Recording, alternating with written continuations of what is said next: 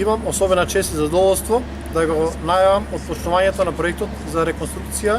на азбестните цевки во Крива Паланка со полиетиленски. Имено, ова е еден од горливите проблеми со кои што се соочуваше во изминатиот период Крива Паланка, не само од еколошки аспект, туку и од аспект на загуба на огромни количини на вода и постојани дефекти кои што се јавуваат заради одржување на самата водоводна мрежа. Со отпочнување на овој проект, кој што е финансиран од владата на Република Македонија и Европската инвестициона банка,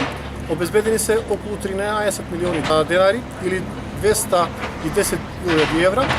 со кои што средства ќе направиме зафат и ќе ги замениме азбестните цевки со полиетиленски цевки, и тоа на улиците Моша Пијаде, Партизанска, 11 октомври, 8 октомври, Борис Кидрич и Херој Карпуш. Предвидено е целиот проект да трае 8 месеци, но според она што е првичен договор со изведувачот, очекуваме овие активности да завршат многу порано.